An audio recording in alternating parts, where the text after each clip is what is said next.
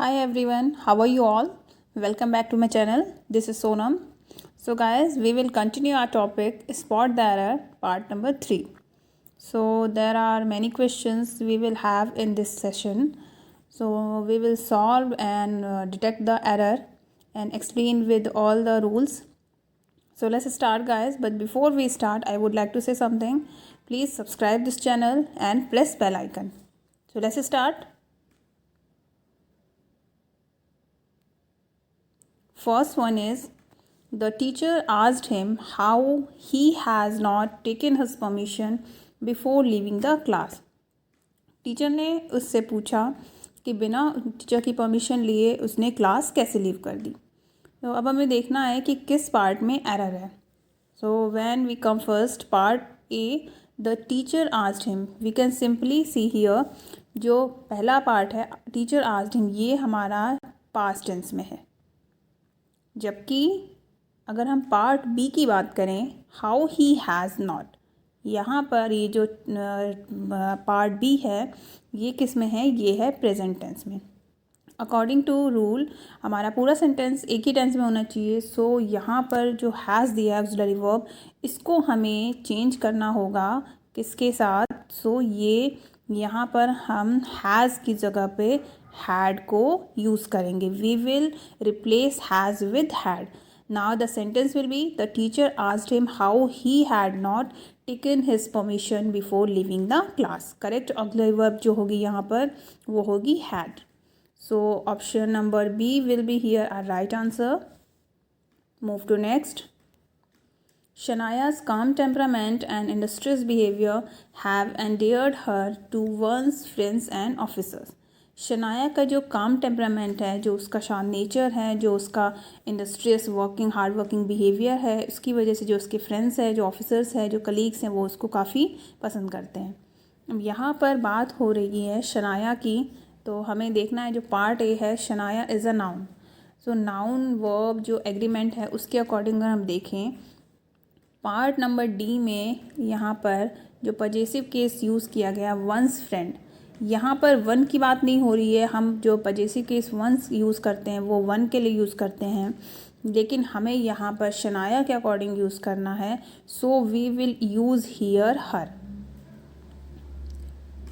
शनाया के लिए जो पजेसिव केस यूज़ करेंगे यहाँ पर हर यूज़ करेंगे, then sentence will be correct. शनाया's calm temperament and industrious behavior have endeared her to her friends and officers, not one's friends. once किसके लिए यूज़ करेंगे, वन के लिए, जबकि हम यहाँ पे जो शनाया है उसके अकॉर्डिंग हमें यूज़ करना है पजेसिव केस. तो यहाँ पर जो हम यूज़ करेंगे possessive case that will be her. So option number D will be your right answer. Next, buy clothes for grown-ups in their absence is really a difficult task.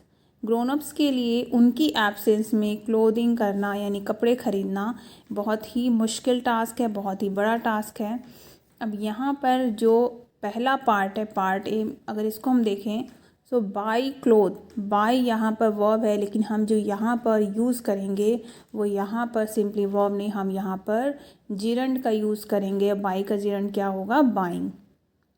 Buying clothes for grown-ups in their absence is really a difficult task. So we will replace buy with buying. जिरन buying, यहाँ पे buy incorrect है. हमारा जो sentence correct होगा क्या होगा, buying clothes for grown-ups in their absence is really a difficult task. यहाँ पर हम buy का यूज़ नहीं करेंगे बल्कि हम यहाँ पर buying का यूज़ करेंगे. सो option number A will be here right answer. Next, after observing the file carefully, variety mistakes had been found by the seniors.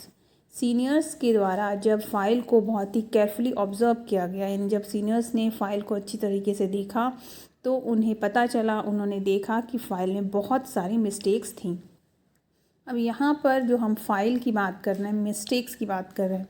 Mistakes क्या है, मिस्टेक्स यहाँ पर नाउन है और नाउन को डिस्क्राइब करने वाले वर्ड्स क्या होते हैं, एडजेक्टिव. यहाँ पे जो हम राइट एडजेक्टिव यूज़ करेंगे वो हम वैरायटी नहीं, variety is also noun, but हम यहाँ पर जो एडजेक्टिव यूज़ करेंगे वो क्या होगा, यहाँ पे वेरियस. यहाँ पे जो हमारा करेक्ट एडजेक्टिव होगा वो होगा various. After observing the file carefully various mistakes had been found by the seniors. So correct जो ऑप्शन होगा हमारा ऑप्शन नंबर सी. हमारा यहाँ पे वैरायटी को हम वेरियस से रिप्लेस कर देंगे. यहाँ पर वैरायटी इनकरेक्ट है, so we will replace here variety with various. Next, the principal has directed to the seniors and juniors not to interfere with the decorum of school in any way. जो principal हैं उन्होंने seniors और juniors को school के decorum में किसी भी तरीके की कोई इंटरफेरेंस, कोई छेड़छाड़ के लिए उनको मना किया है, हिदायत दी है. यहाँ पर बात हो रही है डायरेक्टेड की. जब भी हम डायरेक्ट टू की बात करते हैं तो उसका क्या मतलब होता है? उसका मतलब होता है किसी को गाइड करना. लेकिन यहाँ पर डायरेक्टेड की जो बात हुई है वो यहाँ पर मना करने के लिए हुई है, हिदायत देने के लिए हुई है. So we will omit here to. यहाँ पर हम टू को ओमिट कर देंगे, यहाँ पे हम टू का यूज़ नहीं करेंगे. यानी सेंटेंस क्या होगा? The principal has directed the seniors and juniors not to interfere. जो प्रिंसिपल हैं उन्होंने उनको जो सीनियर्स जूनियर्स हैं उनको वहाँ पे डायरेक्ट किया है, यानी हिदायत दी है, मना किया है, गाइड नहीं किया है, डायरेक्शन नहीं दिखाई है. So option number A will be right answer. यहाँ पर हम टू का यूज़ नहीं करेंगे. Next, since the distance learning has been poorly designed there are not many institute that offer this facility. हालांकि जो डिस्टेंस लर्निंग सिस्टम है उसकी बात हो रही है, तो डिस्टेंस लर्निंग सिस्टम को बहुत ही परफेक्टली प्रॉपरली डिज़ाइन नहीं किया गया है. इस वजह से बहुत सारे जो इंस्टीट्यूट हैं वो इस फैसिलिटी को ऑफ़र नहीं करते हैं. यहाँ पे जो बात हो रही है बहुत सारे इंस्टीट्यूट यानी कि मैनी इंस्टीट्यूट की बात हो रही है.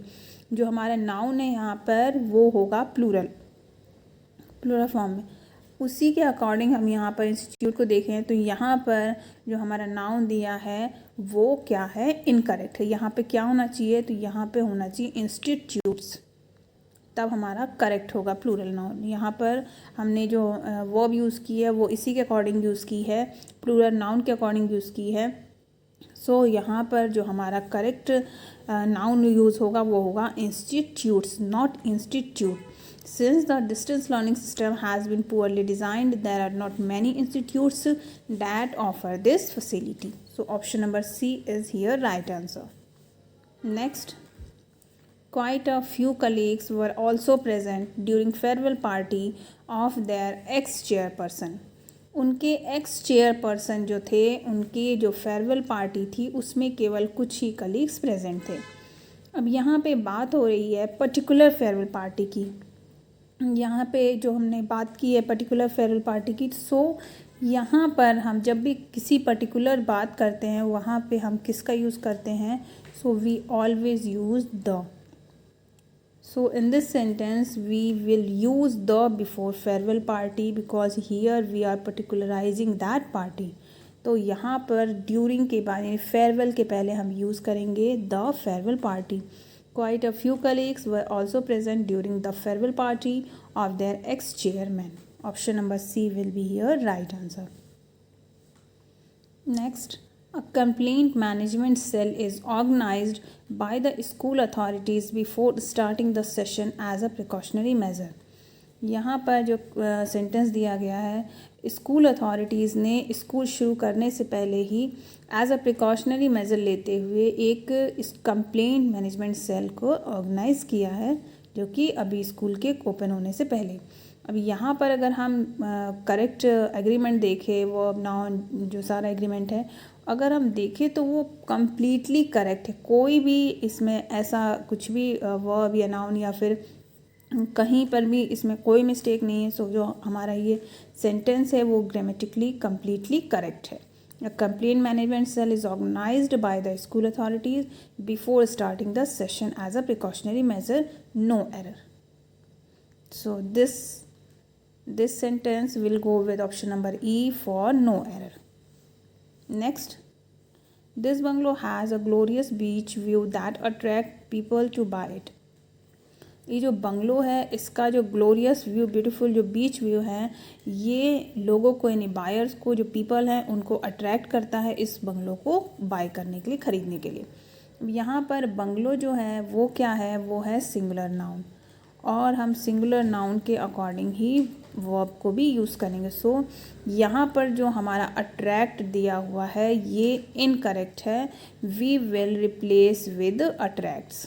यहाँ पर हम अट्रैक्ट नहीं यूज करेंगे, यहाँ पे हम क्या यूज करेंगे, यहाँ पर हम अट्रैक्ट्स का यूज करेंगे। This bungalow has a glorious beach view that attracts people to buy it. So option number C is correct answer here. Next, I'm too busy in my current operations to take up any new one.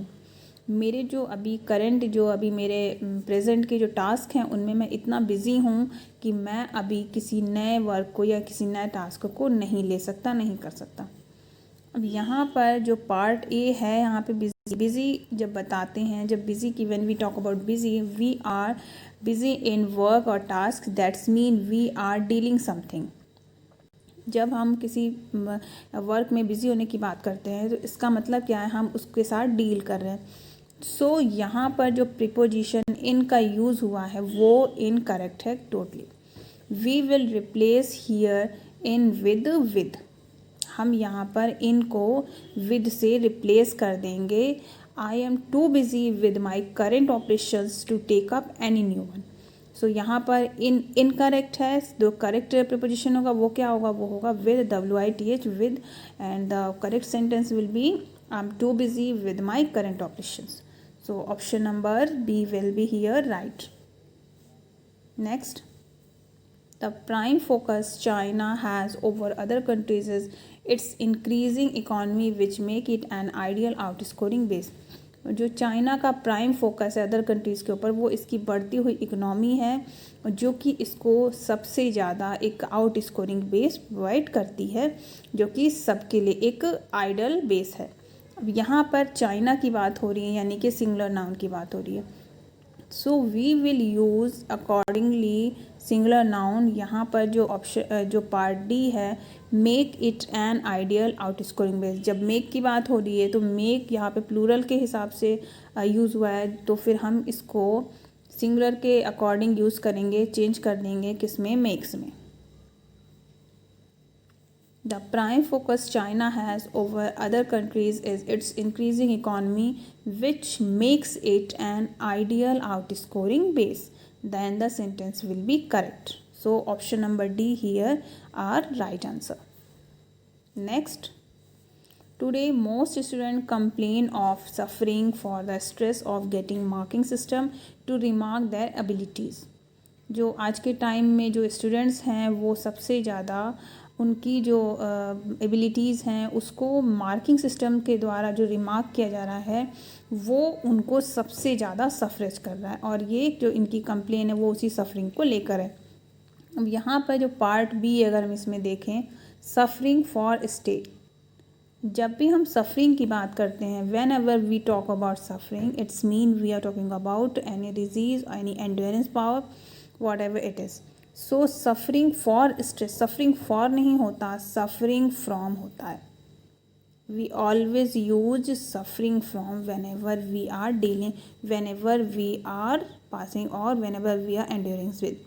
सो यहाँ पर जो for है उस for को हम हम जो from है उससे हम उसको रिप्लेस कर देंगे। We will replace for with from. Suffering from the stress, not suffering for the stress. Today most students complain of suffering from the stress of getting marking system to remark their abilities. So option number B will be here right answer. Next, there are several new coaching centers open across the country to ease the pressure on the students preparing for competition. जो आज के time में जो students prepare कर रहे हैं competition के लिए, उनके प्रेशर को कम करने के लिए, उनके प्रेशर को डाउन करने के लिए, नीचे लाने के लिए बहुत सारे कोचिंग सेंटर्स ओपन किए गए हैं जो कि थ्रू आउट द कंट्री हैं। अब यहाँ पर अगर हम पार्ट सी में अगर हम देखें, across the country to easy the pressure, यानी कि हम प्रेशर को कम करने की बात करें. So whenever we talk about pressure को कम करना या किसी चीज़ को डिक्लाइन करना, we always use to ease, not to easy. To ease, यहाँ पर जो करेक्ट वर्ड यूज़ करेंगे वो क्या होगा, वो टू ईज, यानी कि किसी चीज़ को कम करना. Verb to ease, not to easy. हम यहाँ पर प्रेशर को डिक्लाइन करने की बात कर रहे हैं, कंफर्ट प्रोवाइड करने की बात कर रहे हैं. Whenever we talk about providing comfort, whenever we talk about decline something to make something easy, so we always use to ease, not easy. So जो एरर है वो पार्ट नंबर सी में है, to easy. सो यहाँ पर हम to easy को replace करेंगे टू ईज के साथ. We will replace to easy with to ease. And the correct sentence will be, there are several new coaching centers opened across the country to ease the pressure on the students preparing for the competition. So next, this part has option number C. Next, only few person visit regularly that old church.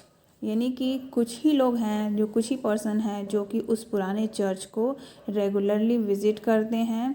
अब यहाँ पर अगर हम देखें तो few का जब few की बात आती है तो फ्यू का क्या मतलब है. फ्यू का मतलब होता है हमेशा नेगेटिव फॉर्म में.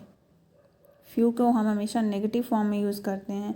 लेकिन जब हम फ्यू के साथ ओनली का यूज़ करते हैं तो इसका मतलब होता है स्मॉल इन नंबर, यानी कि बहुत ही कम.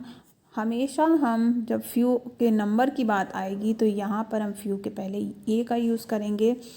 Then only a few, not few. Few का मतलब कुछ नहीं, नेगेटिव वर्ड है.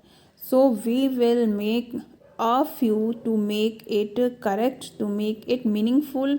हम मीनिंगफुल बनाने के लिए अ का यूज़ करेंगे before few. We will use a few of before few. Only a few person visit regularly that old church. So option number will be correct answer. Next and the last. Since 3 days, Messi hasn't taken the breakfast but dinner. Messi ने 3 दिनों से अपना breakfast नहीं खाया, breakfast नहीं लिया, उसने केवल डिनर ही किया है. 3 दिनों से मेस्सी केवल डिनर ले रही है, ब्रेकफास्ट नहीं ले रही. सो यहाँ पर अगर हम पार्ट सी में अगर देखें, द ब्रेकफास्ट, जब ब्रेकफास्ट की बात आ रही है यहाँ पे द को हम कभी भी मील के पहले यूज़ नहीं करते. We never use the before meal because we don't particularise. So यहाँ पर ब्रेकफास्ट के पहले जो द का यूज़ हुआ है वो कम्प्लीटली इनकरेक्ट है. We don't use the before meal.